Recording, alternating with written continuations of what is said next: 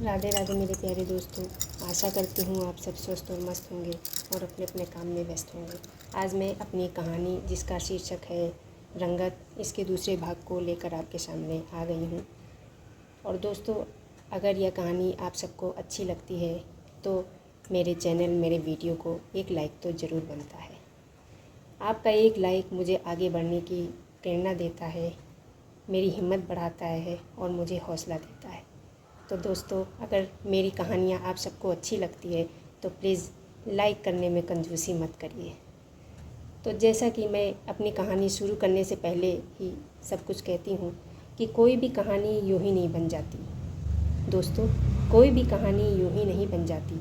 हर कहानी के पीछे कुछ गहरी बातें, समस्याएं, हम सबके लिए सीख, प्यार, समर्पण की भावनाएं ज़रूर छुपी होती हैं। इन्हीं सब के मिश्रण और सोच से जो तैयार की जाती है, उन्हीं सब को हम कहानी का रूप देते हैं या उन्हीं सब को हम कहानी कहते हैं। तो दोस्तों, आइए शुरू करती हूँ मैं अपनी कहानी रंगत का दूसरा भाग।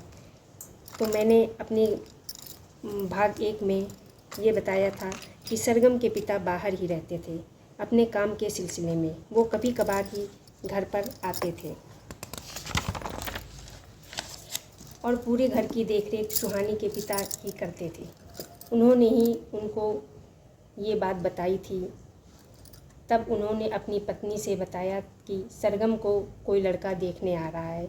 लेकिन सुहानी की माँ को यह बात सुनकर अच्छा नहीं लगा। वह बोली, मैं हर बात भाभी को बताती हूँ, लेकिन भाभी ने मुझसे इतनी बड़ी बात छुपाई। फिर वह कहता है, जाने दो, तुम तो जानती ही हो माँ और बेटी को। लेकिन कोई बात नहीं, सरगम भी हमारी ही बच्ची है, इसलिए दामाद जी की खातिरदारी में कोई कमी ना रहने पाए। वह कुछ दिन हमारे साथ ही रहेंगे। वह सरगम को अच्छे से देख परख लेंगे और अगर बात बन गई तो सगाई करके ही जाएंगे। तो सुहानी की माँ कहती है, आप बिल्कुल भी परेशान मत होना। जैसा मेरे लिए सुहानी है वैसे ही सरगम भी है। मैंने दोनों बच्चियों में कभी कोई फ़र्क नहीं किया। फिर वह दिन आ ही जाता है। सरगम को देखने के लिए जो लड़का आता है वह बहुत ही स्मार्ट, इंटेलिजेंट और बेहद ही खूबसूरत होता है। पेशे से वह डॉक्टर होता है। सुहानी और उसकी माँ उसके लिए बहुत अच्छे अच्छे डिशेस बनाती हैं। वह जब उसकी बहुत अच्छी खातिरदारी करती है, सब लोग डाइनिंग टेबल पर एक साथ खाना खा रहे होते हैं, तो वह कहता है, आपके कुक ने बहुत ही लाजवाब भोजन तैयार किया है। फिर सुहानी का पापा कहता है, नहीं बेटा, यह सब सुहानी ने बनाया है। वह कहता है, बहुत बढ़िया। फिर सरगम यह सब सुनकर जल भुन जाती है और बोलती है, सुहानी तो बहुत ही बोरिंग है। इसको बस घर के काम ही आते हैं। इसको कोई शौक़ नहीं है, ना ही बाहर जाने का, ना ही अपने ऊपर ध्यान देने का। फिर वह कहती है, ना ही अपने ऊपर ध्यान देने का। फिर वह कहती है, सबकी अपनी अपनी पसंद होती है, मुझे कुकिंग करना अच्छा लगता है। फिर समीर सरगम को देखने के लिए आया था। वह कहता है, यू आर राइट, तुम सही कह रही हो सुहानी, मैं तुम्हारी बातों से सहमत हूँ। अगले दिन सरगम और समीर घूमने के लिए जाते हैं। जब सरगम लौट कर आती है तो उसको जलाने के लिए बोलती है, आज मैंने समीर के साथ बहुत एंजॉय किया। वह कुछ नहीं बोलती है, चुपचाप चली जाती है। अगले दिन फिर ऐसा ही होता है। वह सुहानी से कहती है, देखो मैं इतनी खूबसूरत हूँ, अब तो समीर भी मेरे तलवे चाटता रहता है, हमेशा मेरी ही तारीफ़ करता है। देखना शादी के बाद वह मेरे पीछे कैसे दुम हिलाता रहेगा। मैं जो भी चाहूँ वह उससे करवा लूँगी। लेकिन यहाँ पर सब काम बिगड़ जाता है।